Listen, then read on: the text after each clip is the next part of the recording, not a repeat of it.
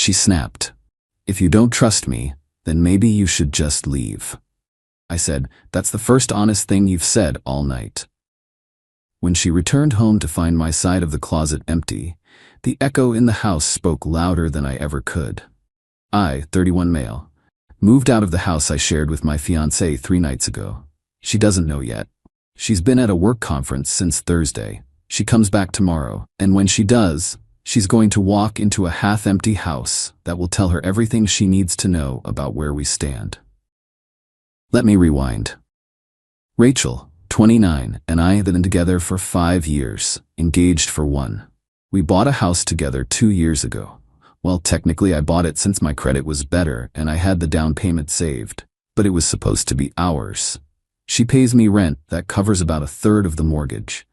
Rachel works in pharmaceutical sales. Good money, lots of travel, lots of client dinners. I'm an electrician, steady hours, home by 6 most nights. It worked well for us, or so I thought. The first red flag was subtle.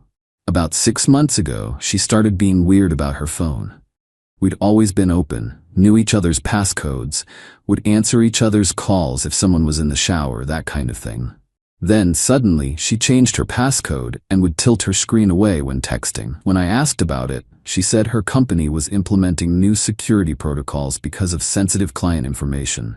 Seemed reasonable. I'm not a jealous guy, so I let it go. Then came the conferences. Her job always involved some travel, maybe once every couple months. But starting in January, it ramped up.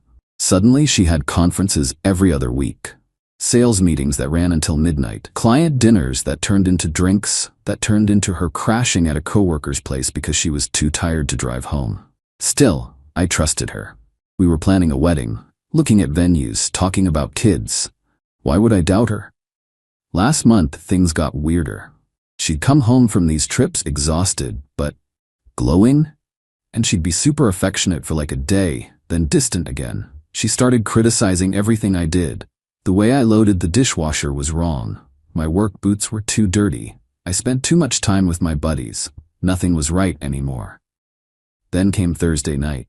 She was packing for another conference, this one in a city 2 hours away. I was helping her pick outfits when I noticed something. "That's new," I said, holding up a black dress. Not her usual style, way more revealing than what she'd wear to a work event. "Oh, that's for the cocktail reception," she said, grabbing it from me. "Fancy. Which hotel is the conference at again?" She paused. "Just for a second. The Marriott." "Downtown?" "Yeah. Here's the thing. My buddy Luis is an electrician too. His company had just finished a big job at the downtown Marriott. Conference center was closed for renovations until next month. I knew this because Luis had been complaining about it for weeks. Huh. Weird they'd have a conference there with the renovations." Her face changed. "What renovations?" "Luis's company has been rewiring their whole conference center. It's been closed for 3 weeks. Must be a different Marriott. There's only one downtown." That's when she snapped. Full-on explosion. "If you don't trust me, then maybe you should just leave. I'm so sick of this interrogation every time I have to travel for work. You knew what my job was when we got together." "Rachel, I just asked about the hotel." "No, you're accusing me of lying. This is exactly why I need space when I travel, because you're so clingy and paranoid." "I'm not accusing you of anything, but you said downtown Marriott, and I know for a fact." "Oh, you know for a fact. Maybe it's at a different location. Maybe I got the name wrong. Maybe you should stop treating me like a criminal." I looked at her for a long moment. She was red-faced, defensive, practically vibrating with anger, over a simple question about a hotel. "You're right," I said quietly. "That's the first honest thing you've said all night." "What?" "Maybe I should leave." She blinked. "I didn't. That's not what I meant." "No, you're right. If I don't trust you, I should leave." "And Rachel, I don't trust you." The anger drained from her face. "Babe, I'm sorry. I'm just stressed about the presentation." "What presentation? For which client? At which hotel?" Silence. "Have a good trip," I said, and walked out of the bedroom. She left the next morning while I was at work. Sent me a text. "I'm sorry about last night. We'll talk when I get back Sunday. Love you." I didn't respond, because I'd already made my decision. Update 1, so I did it. Moved out while she was gone. And before you all come for me in the comments, yes, I know it's my house. I'm not abandoning it. Let me explain the strategy. First thing Friday morning, I called in sick to work. Then I called my brother Diego. He manages a storage company and has a truck. Told him everything. He'd never liked Rachel anyway. Said she talked down to him at family dinners. He was more than happy to help. While packing, I found some interesting stuff. Like the credit card statement she'd accidentally thrown away showing charges at restaurants in our city on nights she was supposedly out of town. A receipt for lingerie I'd never seen. And in her jewelry box, a man's watch. Nice one too, definitely not mine. But here's the kicker. Remember how she pays me rent? Well, I've been putting every penny into a separate savings account since day one. Originally, it was going to be for our wedding, then maybe a surprise honeymoon upgrade. But now, it's my Rachel reality check fund. I only took my stuff, my clothes, my tools, my personal items, left all the furniture, all the shared stuff. But here's what I did do. 1. Installed security cameras. My house, my right, covered all entrances and common areas. 2. Changed my emergency contact at work from her to my brother. 3. Removed her as my beneficiary on my life insurance and 401k. 4. Canceled the venue deposit for the wedding. It was in my name, paid with my card. 5. Screenshotted everything suspicious I'd found and emailed it to myself. 6. Moved into Diego's spare room temporarily. Then I waited. She got back Sunday evening. The cameras alerted me when she pulled into the driveway at 6:23 p.m. I watched on my phone as she walked to the door, scrolling through her phone completely oblivious. The first text came at 6:31 p.m. Where are you?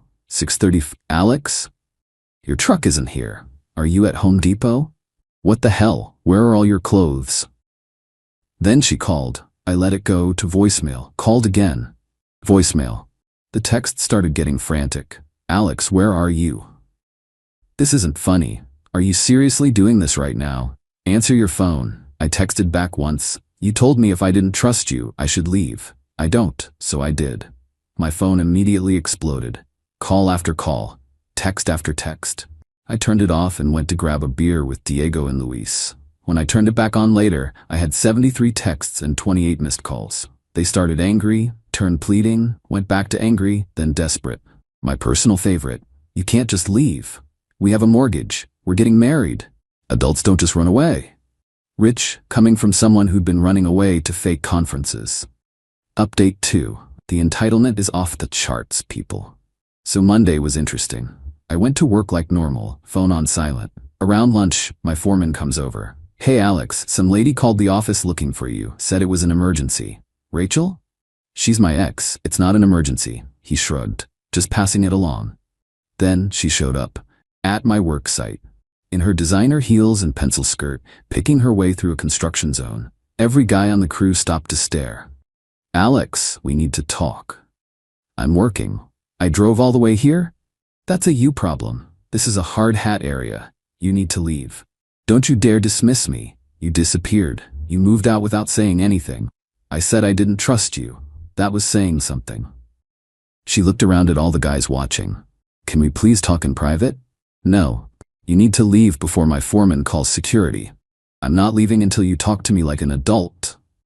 That's when my foreman, Big Mike, walked over, 6'4", 280 pounds of muscle.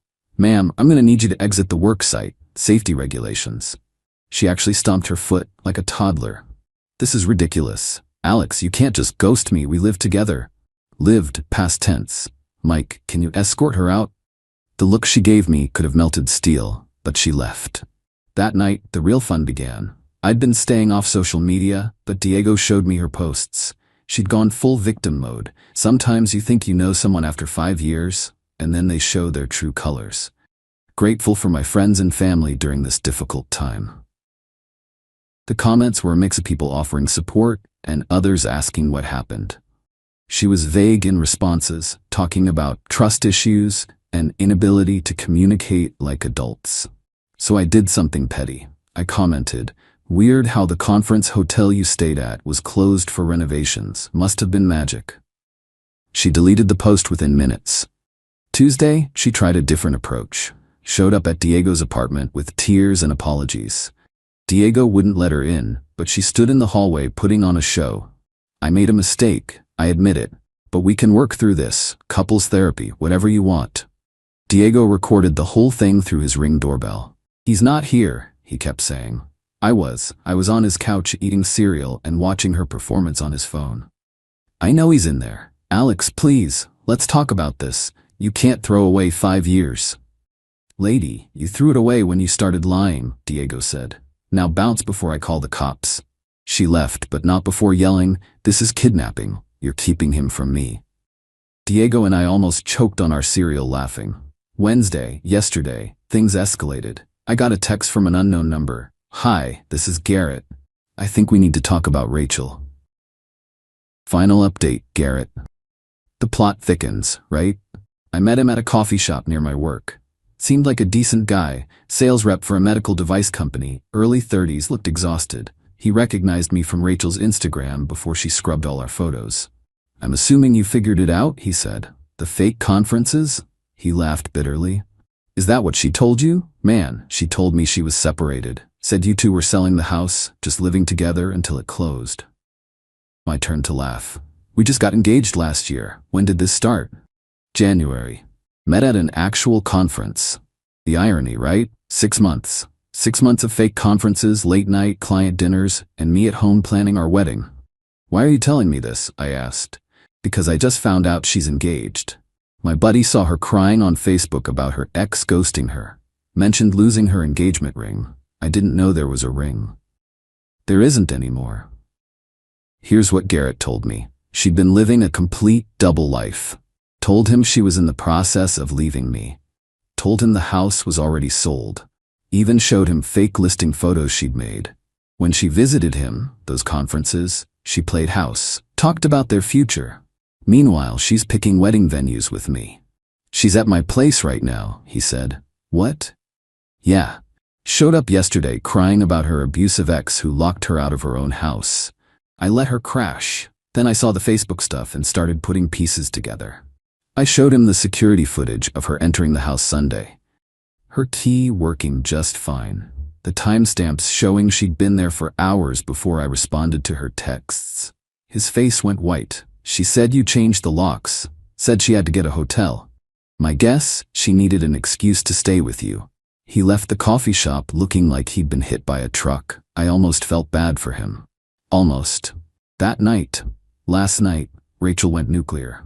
The text started around 8 p.m. "How dare you contact Garrett? You had no right. You've ruined everything. I'm gonna sue you for harassment. The house is half mine. I've been paying rent. You can't just spy on me with cameras." Then the voicemails. Oh, the voicemails. Screaming, crying, threats, accusations. My personal favorite. "You think you're so smart? You think you won? I'll take that house. I'll take everything. You can't just abandon me. I know my rights." I texted back once. "Your rent payments are in a separate account. Every penny is there. I'll write you a check for the full amount. The house is in my name only. Your name isn't on the deed, the mortgage, or any utilities. You have 30 days to collect your belongings. Contact me only through my lawyer." Then I blocked her number. This morning, I went to the house early. Changed the locks. Yes, for real this time. Put all her stuff in boxes in the garage. Texted her friend Megan from an app that generates temporary numbers. Rachel's belongings are boxed in the garage at the house. She has 30 days to collect them. The garage code is 4729. It will be changed in 31 days. Any items remaining will be donated. Megan replied, "Who is this?" "Alex's attorney's assistant. Please relay the message. I don't have an attorney yet, but I will by Monday." The best part? Remember that Rachel reality check fund? Turns out she'd been paying me $900 a month in rent for 2 years. That's $21,600 sitting in an account. I'm writing her a cashier's check for the full amount. Can't say I kept a penny of her money. As for the house, the mortgage is in my name. The deed is in my name. She has zero legal claim to it. I checked with a real estate attorney buddy of Luis's. She could try to claim some kind of equity based on improvements or whatever, but she'd have to prove she paid for them. Spoiler, I did all the work myself and have receipts for every material. The engagement ring? Family heirloom from my grandmother. Already back in my mom's jewelry box where it belongs. It's been 5 days since I left. 5 days since she told me to leave if I didn't trust her. Turns out, that was the best advice she ever gave me. The house does echo now. Half the closet is empty. Her coffee mug isn't on the kitchen counter. Her shampoo isn't in the shower. But you know what else isn't there? The constant anxiety. The wondering where she really is. The feeling that something's off, but you can't quite place it. Diego says I can stay as long as I need, but honestly, I'm ready to go home. My home. Where I don't have to wonder if the person next to me is lying, where I don't have to question every work trip or late night. Oh, and Garrett, he texted me this morning. She's gone. Took her stuff while I was at work. My watch is missing. The watch. The watch I found in her jewelry box. I texted back, check your credit cards too. He replied with a string of expletives. Apparently, she'd memorized his card number and ordered herself a bunch of stuff online. Had it shipped to a friend's house. Some people never change. As for me, I'm sitting in my empty house, drinking a beer and feeling lighter than I have in months. The echo doesn't bother me. Know what it sounds like? Peace, freedom, truth.